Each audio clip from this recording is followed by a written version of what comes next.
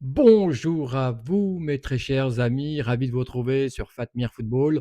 On va débriefer aujourd'hui dans cette vidéo le match entre l'Angleterre et l'Italie, les Three Lions qui filent à l'anglaise direction la finale de cet Euro en Suisse, qui est au passage un magnifique tournoi, un tournoi plein de succès effectivement, qui a attiré les foules, pas mal de personnes dans les rues des grandes villes de Suisse pour accueillir donc les supporters de tous les pays qualifiés pour cet euro. Non, c'était une très très belle fête.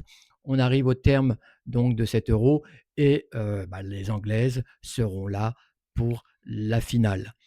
On va revenir donc sur ce qui s'est passé dans ce match, hein. Vous connaissez maintenant la musique. J'aime bien aborder les schémas tactiques, bien évidemment. C'est le socle sur lequel je peux appuyer mes commentaires ensuite. On parlera des enjeux, ils sont tout à fait clairs.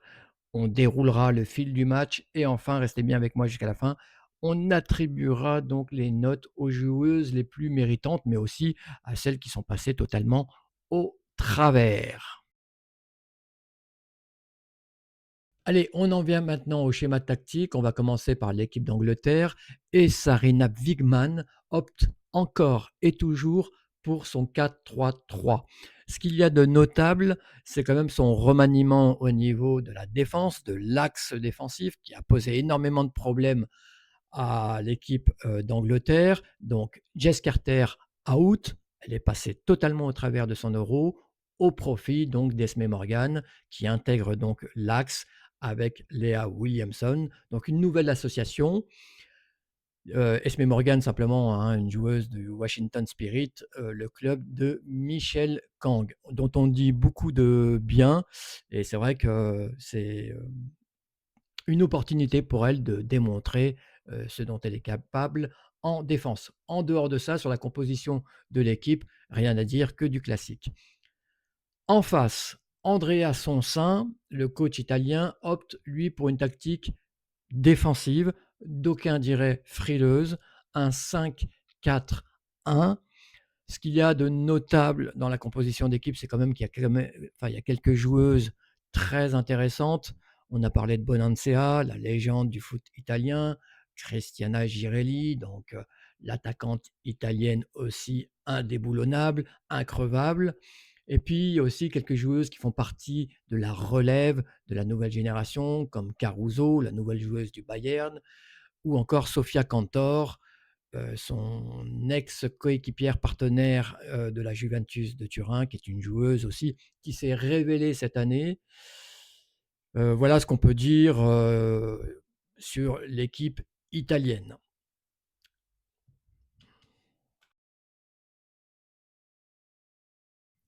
Allez, au niveau des enjeux, la victoire, sinon rien. La victoire, sinon le néant. Victoire obligatoire pour les deux camps, effectivement. Une victoire contre les Italiennes pour les Anglaises serait synonyme donc d'une place en finale et la possibilité concrète de défendre leur titre de championne d'Europe. Par là même, elles assoiraient une forme de supériorité naissante sur les nations, en tout cas les nations européennes, avant d'aller conquérir le monde.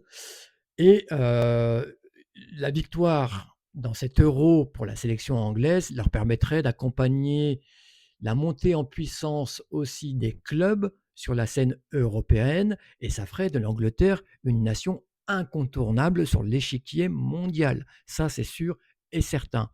Donc de très très grosses ambitions qui existent, on va dire, depuis l'arrivée de Sarina Bigman à la tête des Three Lions, et qui depuis donc enchaîne quand même les succès, les performances. Donc ça serait vraiment extraordinaire pour ce football anglais. De l'autre côté, pour les Italiennes, c'est tout aussi fort.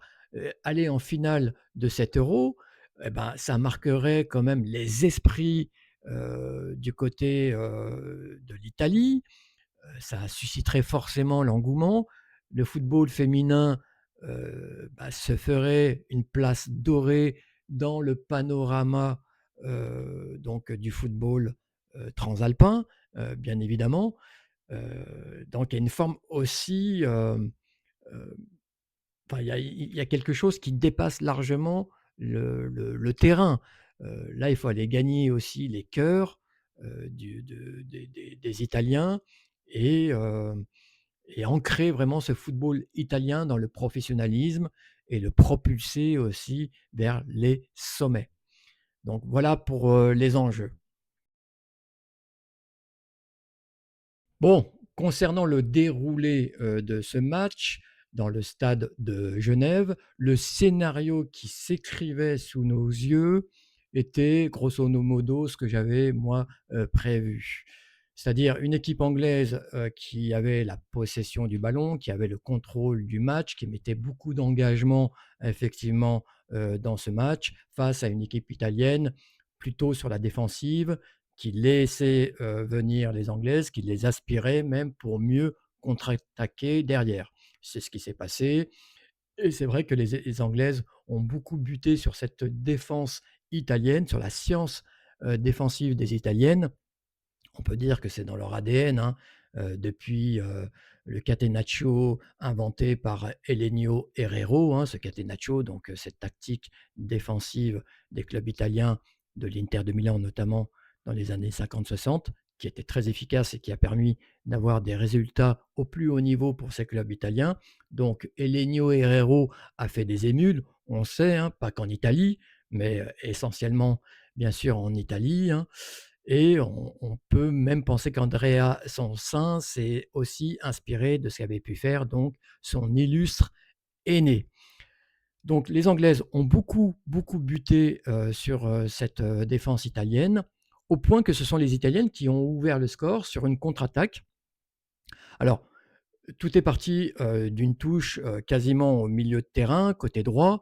Là, pour une fois, le pressing exercé par les Anglaises était plutôt lâche, qui a permis à Sofia Cantor, de faire une chevauchée extraordinaire sur son côté droit, jusqu'à la ligne de corner quasiment et de centrer donc pour Christiana Girelli qui malheureusement était un peu courte sur le centre, mais peu importe, c'est pas grave.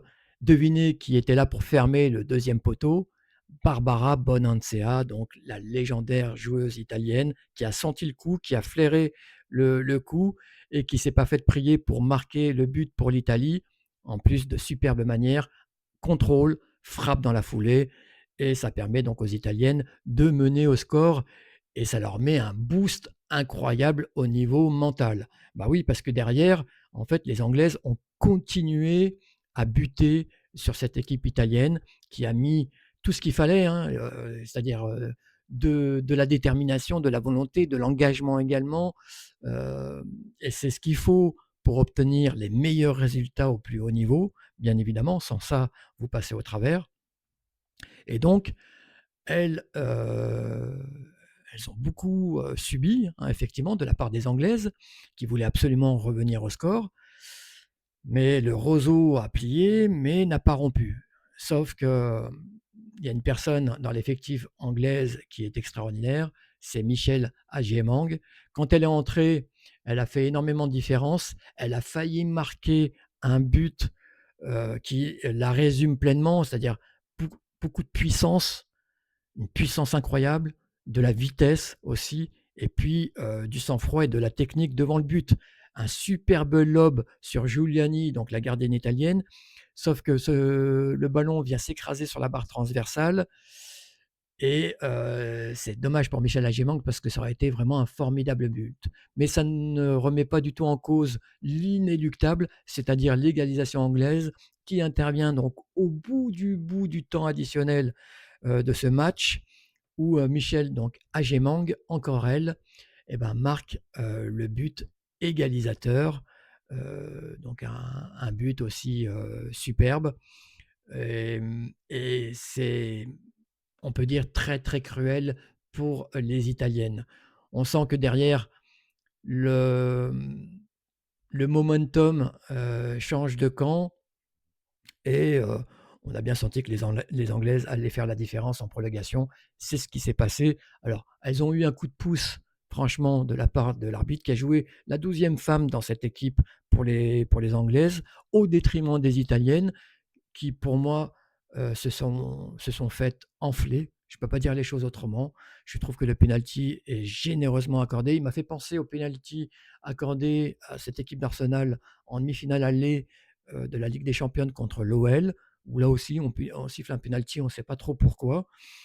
Et du coup, donc, Chloé Kelly, se présente et marque le but, qui permet à l'Angleterre de gagner ce match et d'envoyer donc les Britanniques en finale de cet Euro 2025.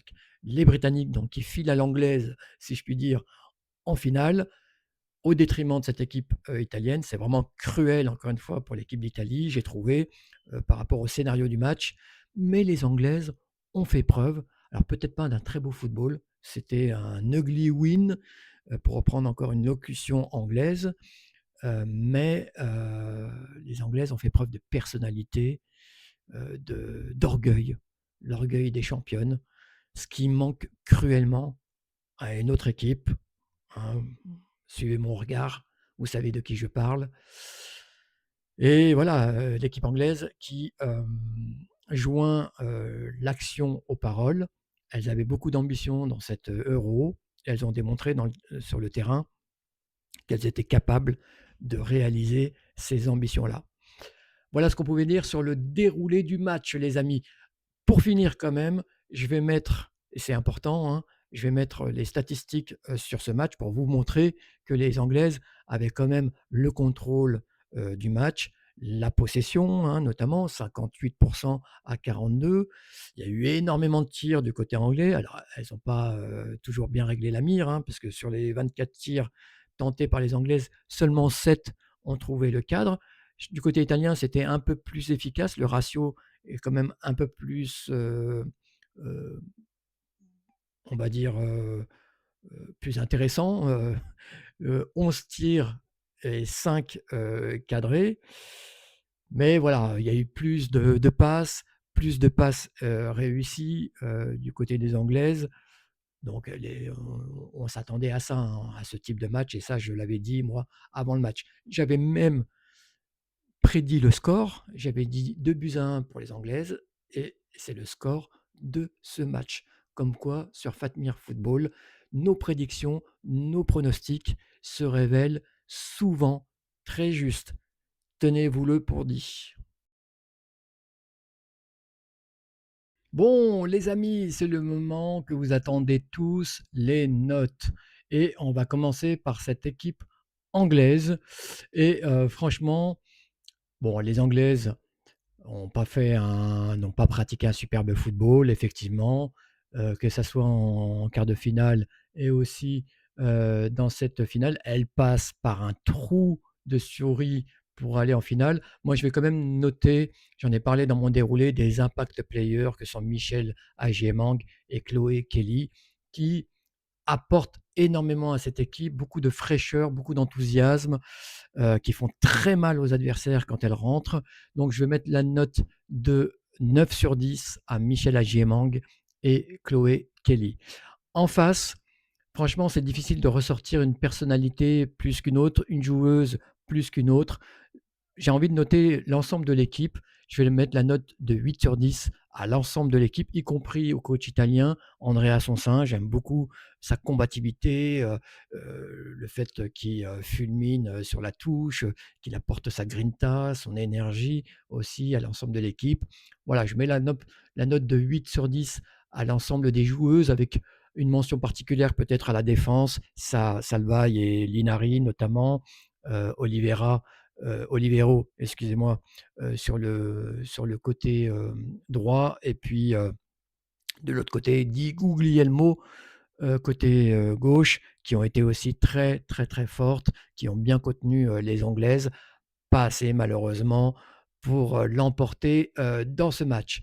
Voilà mes très chers amis, dites-moi vous si vous avez une joueuse qui à vos yeux est ressortie dans ce match, hein, de façon positive ou même négative. Citez-moi son nom dans la zone des commentaires, mettez-moi aussi, des notes, hein, si vous voulez. Participez aussi à la notation des joueuses sur ce match. En tout cas, je vais vous remercier et je vous dis à très bientôt pour d'autres vidéos les amis. Va va voum!